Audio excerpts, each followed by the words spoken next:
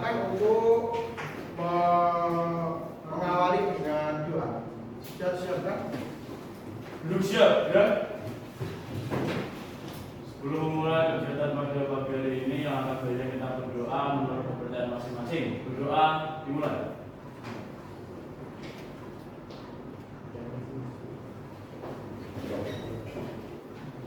Berdoa selesai. Oke, kita ke sesi dulu sebelum mengawali pembelajaran hari ini. Aditya Indra, Hadir. Aditya Nur, Hadir. Waryogo, Ahmad Azharuddin, Aldo, Ardila, Hadir. Bilal, Hadir. Denny, Erli, Fatih, Hadir. Paundra, Hadir. Gazela, Hadir. Habib, Hadir. Danu, Hadir. Lingga, Hadir. Maulana, Hadir. Miftahul Huda, Hadir. Muhammad Hafiz Roman, Hadir. Muhammad Arfan, Muhammad Dafa, Muhammad Fadil, Muhammad Fardi, Rifki Rahmawan, Okta, Iman, Rifki, Marvel, Valentinus, Zaidan. Ya, alhamdulillah hari ini satu yang tidak berangkat dan satunya ada di L. Oke,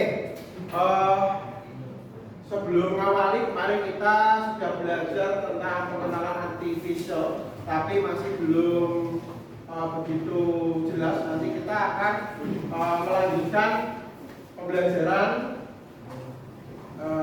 pengenalan kecerdasan artifisial dan implementasi pembuatan kalkulator berbasis teks seperti itu.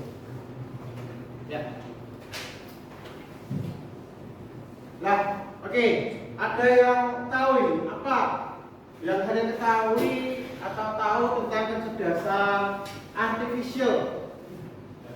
Ya, Pak. Ya, boleh. Singkatnya, AI adalah bidang ilmu komputer yang bertujuan untuk menggunakan mesin atau program yang mampu meniru cara berpikir dan kemampuan kognitif manusia.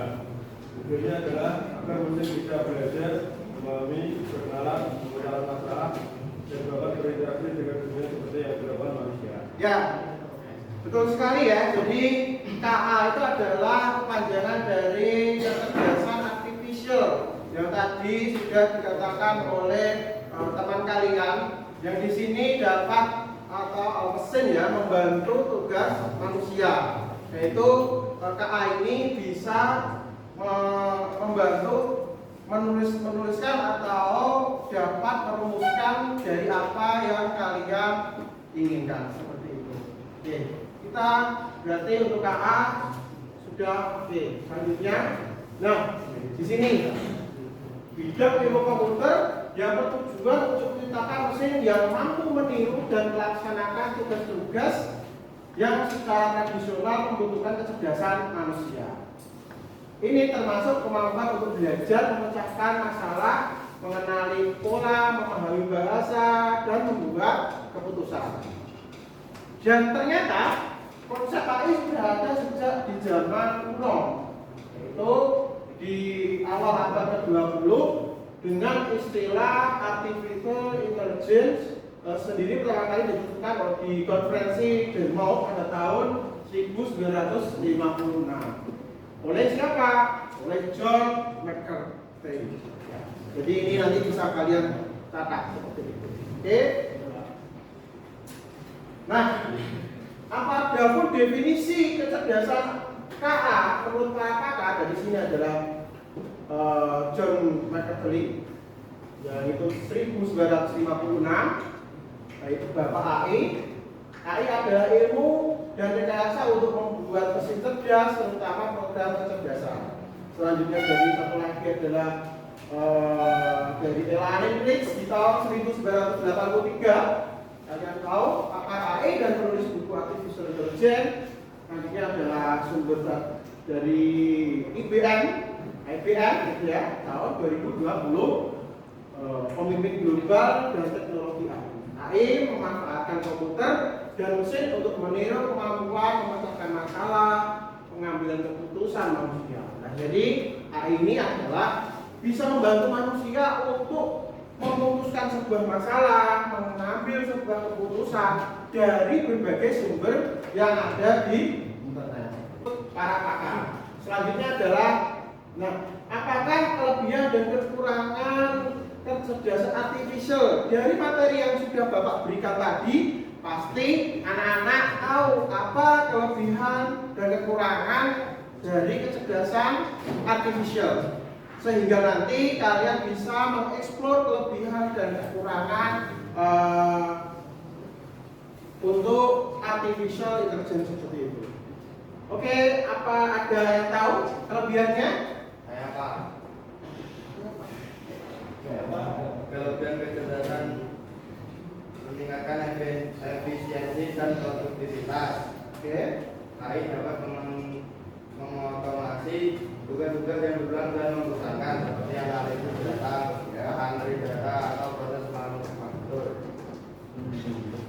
Akurasi dan analisis data yang tepat. AI dapat memproses dan menganalisis data dalam jumlah besar atau big data dengan kecepatan yang jauh melampaui kemampuan manusia. Oke. Mengurangi kesalahan manusia karena AI bekerja berdasarkan algoritma dan data. Ia tidak dipengaruhi oleh emosi, kelelahan atau bias subjektif. Untuk kekurangan kecerdasan buatan AI, ketergantungan pada data, kualitas dan kuantitas data adalah kunci. Jika data yang digunakan untuk melatih AI bias tidak lengkap atau tidak akurat, maka hasil yang diberikan AI tidak akan bisa dan tidak adil. Potensi kehilangan pekerjaan. Otomatisasi oleh AI dapat menggantikan pekerjaan manusia, terutama tugas-tugas yang repetitif dan rutin. Hal ini menimbulkan kekhawatiran tentang pengangguran di beberapa sektor dan perlunya manusia untuk mengembangkan keterampilan baru agar tetap relevan. Kurangnya empati dan kreativitas sejati. AI dapat meniru pola bahasa atau seni, tetapi ia tidak memiliki pemahaman emosi, kesadaran atau kreativitas yang sejati. Guna data atau pelanggaran privasi jika tidak ada regulasi yang jelas. Ya, betul sekali. Jadi kelebihan dan kekurangan kelebihannya tadi, AI dapat membantu kita sekali dengan data-data yang ada di internet. AI dapat merumuskan atau KA ya, kecerdasan artificial dapat merumuskan, termasuk juga pada saat kita punya handphone, kita menggunakan sidik jari untuk membuka handphone kita, itu adalah manfaat yang diterapkan di dalam kehidupan kita sehari-hari. Contoh lagi, adanya yang paling dasar contoh itu traffic light. Nah, itu dia bisa mengatur. Nah, itu sudah ada dari data yang dibaca, sehingga data yang dari dibaca itu tadi bisa mengeluarkan lampu yang berwarna-warni sehingga mengatur lalu lintas seperti itu. Selanjutnya, ketika ada kelebihan pasti ada kekurangan. Nah, ini siapa yang mau menjawab tentang kekurangan AI? Saya Pak. Oke, sini bisa ke depan, Mbak.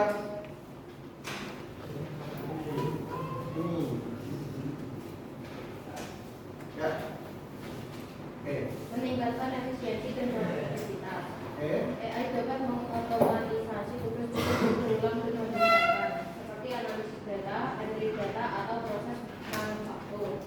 Akurasi dan analisis data yang tepat. AI dapat memproses dan menganalisis data dalam jumlah besar atau data dengan kecepatan yang jauh melampaui kemampuan manusia.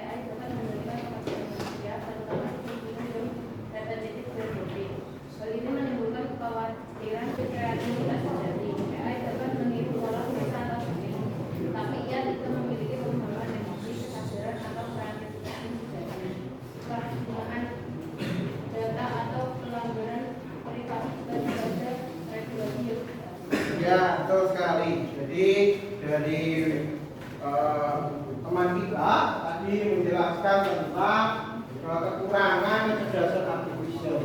Yang bisa saya rangkum, ternyata kecerdasan buatan itu mempunyai kekurangan, yaitu kecerdasan buatan ini tidak mempunyai, kalau saya ambil dari teman kalian tadi, tidak mempunyai perasaan ya. Jadi hanya A dan B, kalau tidak A ya B, ya itulah KA. Tetapi ketika ada sesuatu dia tidak bisa menyelesaikan ketika itu setengah-setengah seperti itu.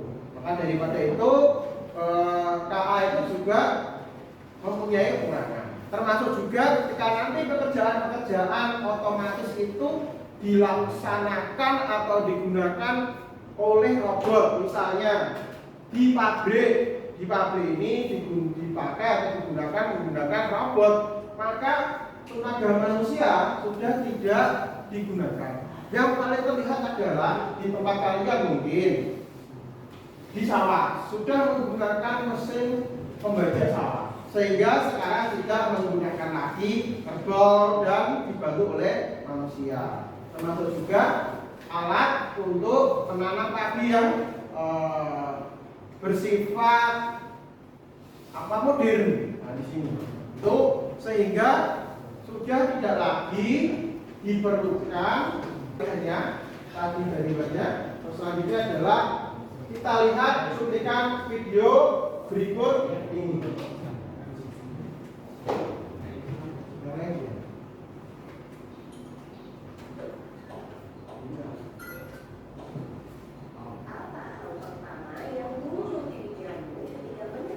Ya, kita lihat bersama-sama tentang video AI di depan.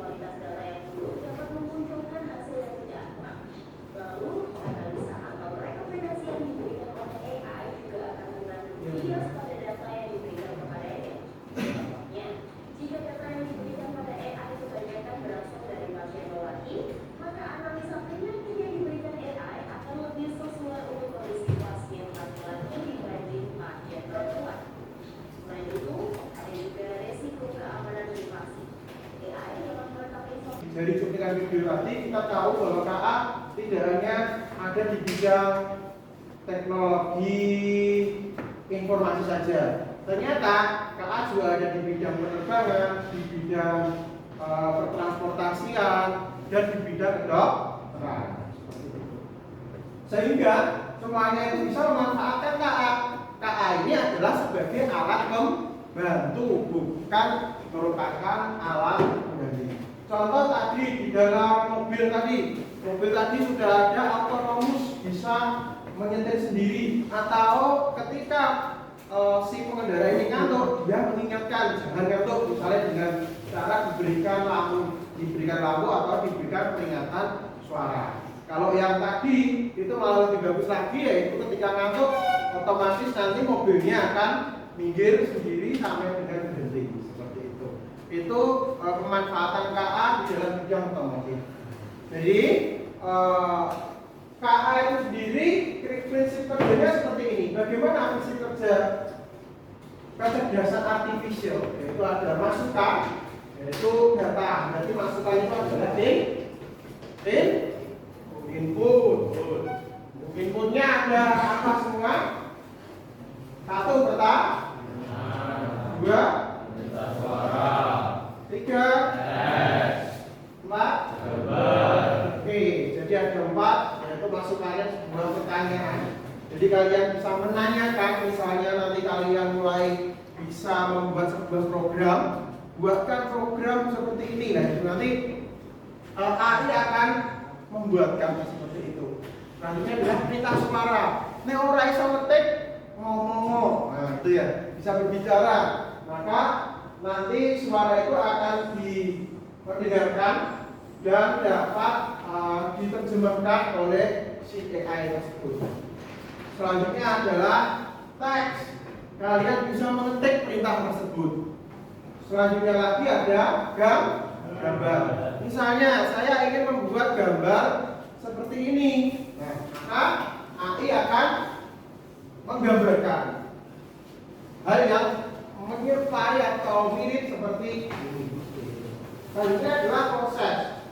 Di sini algoritma kecerdasan artifisial itu memproses atau membuat sebuah keputusan sehingga nanti akan dikeluarkan menjadi output. Contohnya apa semua output? 1 tepung, 2 3 Prediksi. 4 Saran. Oke, jadi ada 4 keluaran keputusan. Dan keputusannya maka seperti ini. Misalnya kita harus belok kanan atau belok kiri. Karena di mobil map itu ada maka dia menyatakan harus belok kanan untuk tempat yang lebih jarak yang lebih dekat seperti itu. Untuk kalian yang hasil seni misalnya, kalian ingin membuat lukisan, maka kalian hanya menuliskan prompt atau menuliskan perintah, maka hasil karya seni bisa dikeluarkan seperti itu. Selanjutnya adalah prediksi. Apakah hari ini akan hujan atau hari ini akan panas? Maka si AI akan memprediksi dengan data-data yang ada di internet dan data yang ada di pusat-pusat badan statistik. Maka AI akan menjawab hari ini wilayah Pati, Mukti Harjo, Margorejo akan berawan dengan suhu di sekitar 28-29 derajat Celcius. Nah, contoh saran di sini ketika kita menanyakan tentang kesehatan kita, contoh hari ini saya agak lemes, kurang semangat, apa yang harus saya lakukan? Maka AI pun akan menjawab, silakan untuk olahraga, silakan untuk sarapan yang sehat seperti itu contohnya. Oke, selanjutnya komponen utamanya ada data, algoritma dan model KA, saat infrastruktur, antar moda dan keamanan. Itu adalah komponen-komponen di KA. Data di sini KA akan mengambil data atau menemukan data sehingga bisa nanti diproses seperti itu. Algoritma itu adalah penentu prosesnya. Itu algoritma. Apakah ini dikeluarkan atau tidak? Maka algoritma adalah pelakunya. Selanjutnya adalah model KA. Di sini digunakan untuk apa? Matematika atau digunakan untuk mata lain seperti itu. Jadi infrastruktur yaitu adalah perangkat keras lunak pendukung di sini. Di sini adalah apa itu? Komputer atau laptop ataupun HP seperti itu atau smartphone. Selanjutnya adalah keamanan.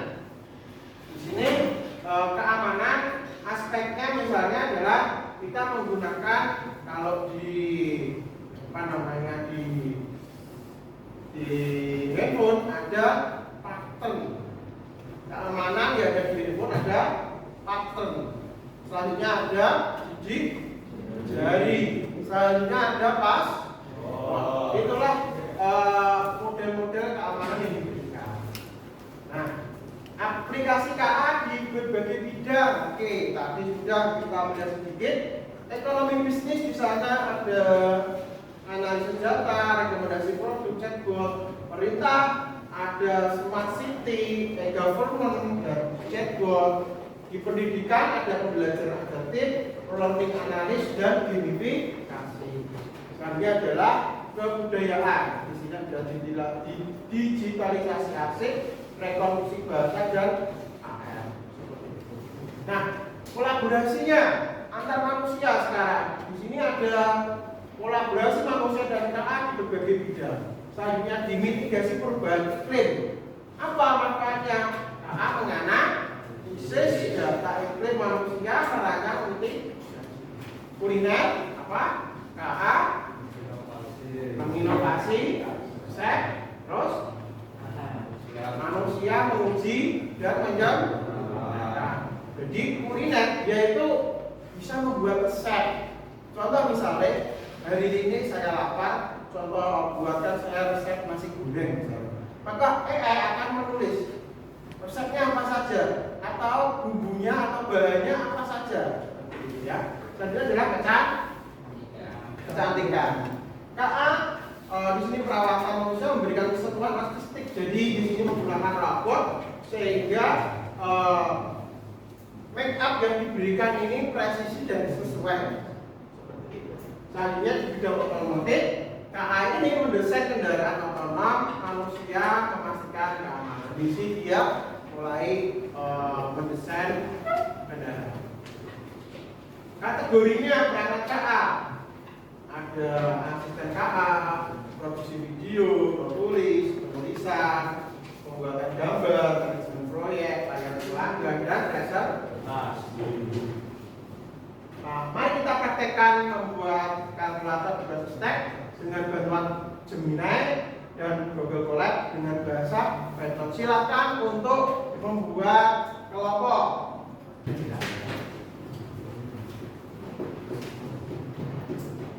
Oke, Bapak akan memberikan SKPD.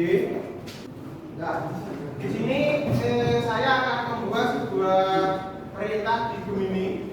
Nanti kalian bisa membuat ini contoh. Silakan untuk browser dan tulis Gemini.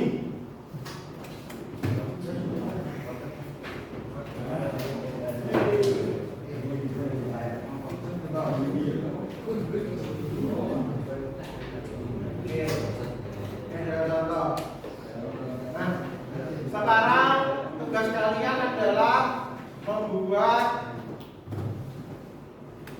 aplikasi berbasis teks, yaitu untuk meluas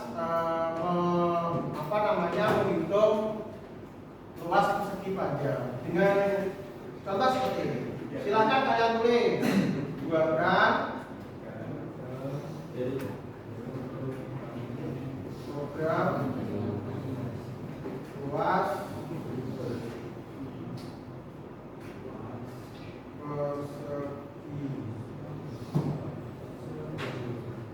panjang menggunakan Python. Ya, seperti ini bisa kalian pilih. Maka AI akan menjawab. Nah, ini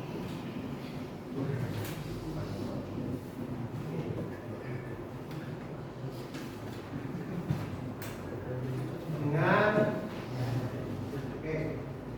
Ini adalah pengenalan Python untuk pembelajaran. Untuk membuat program berbasis teks. Yang bisa kalian buat. Silakan untuk dibuat dulu. Silakan dibuat seperti ini dulu. Ada yang bisa? Nah, sudah jadi.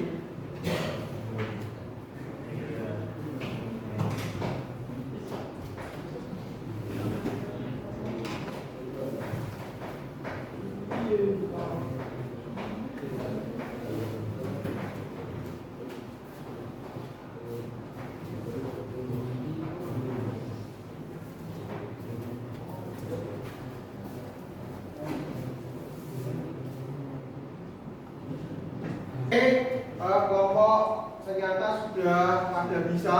Di sini kelompok 1, 2, 3, 4 dan seterusnya sudah bisa untuk mengerjakan ternyata. Oke, siapa yang mau silakan kelompoknya untuk maju untuk memberikan hasil dari diskusi kelompok dan prakteknya. Silakan.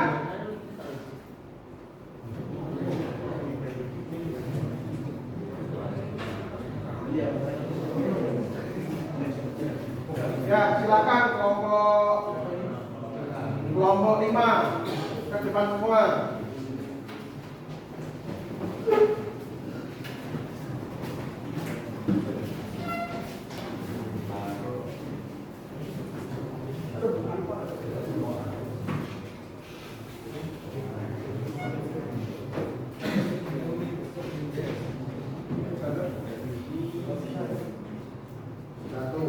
Panjang sama dengan menurut juga input juga masukan nilai panjang Yang lain juga. input fungsi ini menampilkan teks yang ada perbedaan juga masukan nilai panjang dan menunggu pengguna mengartikan sesuatu. Nilai yang diinput oleh pengguna selalu berupa teks string. Root berfungsi mengubah teks tersebut menjadi angka desimal, misalnya 5 atau panjang. Program mengalirkan nilai yang tersimpan di variabel panjang dan lebar. Hasil perkaliannya disimpan dalam variabel luas. 4. Range. Program luas persegi panjang adalah luas. Fungsi print menampilkan teks luas persegi panjang adalah diikuti dengan nilai yang ada di dalam variabel luas. Oke, betul sekali. Jadi tepuk tangan untuk teman kita.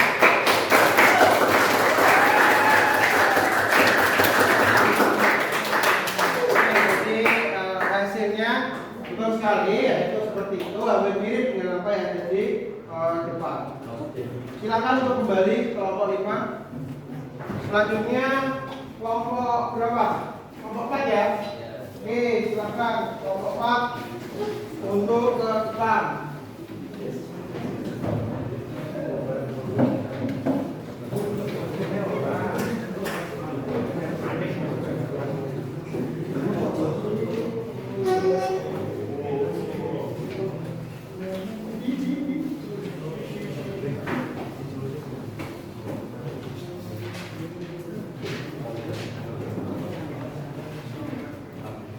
Panjang sama dengan slot kurung buka input kurung buka masukkan nilai panjang kurung tutup. Input sama dengan fungsi ini menampilkan teks yang Anda berikan dan menunggu pengguna mengetikkan sesuatu. Slot nilai yang diinput oleh pengguna selalu berupa teks, berfungsi mengubah teks tersebut menjadi angka desimal, misalnya 5,5 atau 10,0, sehingga bisa digunakan untuk perhitungan. Panjang sama dengan nilai angka yang sudah dikonversi disimpan dalam variabel bernama panjang. 2. Lebar sama dengan slot kurung buka input kurung buka masukkan angka nilai sumber kurung tutup. Angka ini sama dengan angka pertama, tapi untuk nilai lebar. 3. Luas sama dengan panjang kali lebar. Program mengalihkan nilai yang tersimpan di variabel panjang dan lebar. Hasil perkalian disimpan dalam variabel luas. 4. plane. Permukaan luas persegi panjang adalah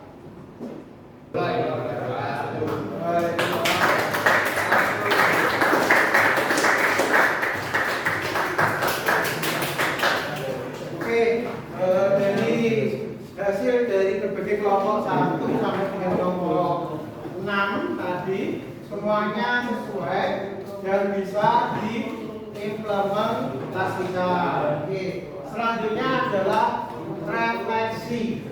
Refleksi hari ini atau hasil dari pembelajaran hari ini.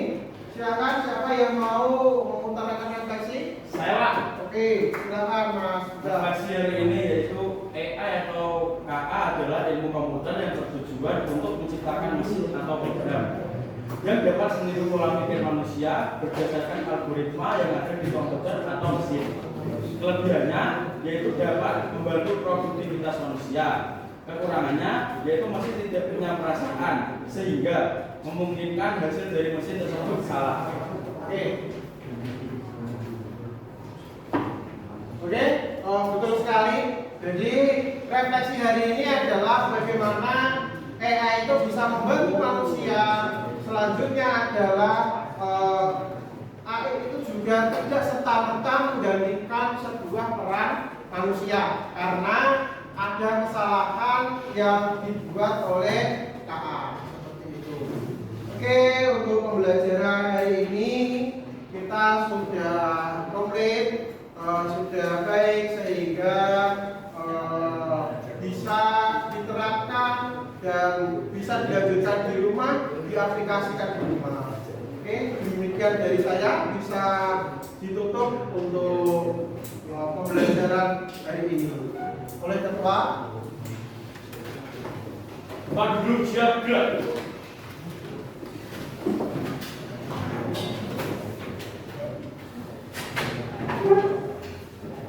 Sebelum kita mengakhiri